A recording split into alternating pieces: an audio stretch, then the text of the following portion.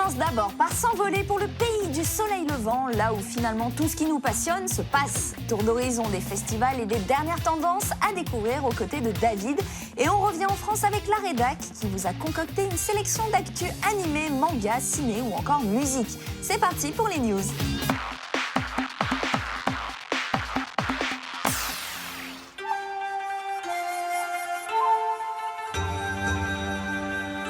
Konnichiwa, salut à tous. Aujourd'hui, nous sommes à peu près à 1 heure à l'ouest de Tokyo et on va profiter du très bel automne japonais pour visiter le mont Takao.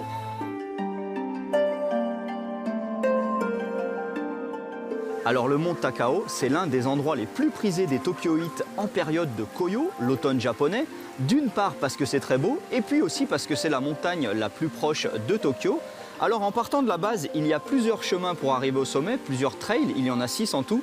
Mais moi, en tant que Savoyard, j'adore les télésièges, donc je voulais essayer le télésiège. Alors il y avait une file pas possible en bas, mais c'était quand même bien fun à monter.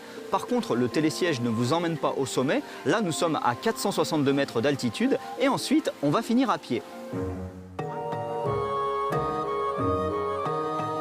Maintenant, je suis sur l'une des plateformes d'observation. Alors comme il y a beaucoup de touristes ici, c'est vrai que tout est très organisé, il y a des restaurants, il y a tout ce qu'il faut.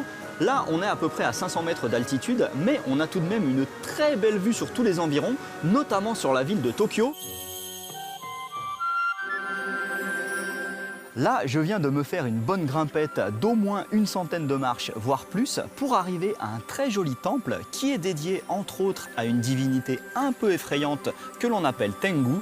Mais je dois avouer qu'aujourd'hui, je suis un peu moins fasciné par l'aspect temple que par la splendeur de la couleur orange des feuillages d'automne tout autour. C'est absolument magnifique.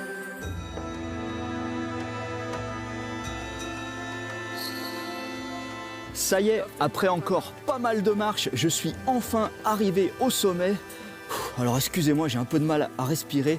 L'oxygène se fait rare, on est au moins à 599,15 mètres d'altitude. Alors ici, le panorama du sommet est très beau, même si je m'attendais à un poil mieux. Là-bas au fond, on aperçoit le cône du mont Fuji. Quoi qu'il en soit, moi ce que j'ai préféré pendant cette ascension, ce sont les couleurs des momiji, les érables japonais. Parce que comme il y a une grande différence entre la base et le sommet du Takao-san, eh bien, on a le droit à toute la gamme de couleurs, du très vert à l'orangé et enfin jusqu'au rouge écarlate. C'est un pur régal pour les yeux.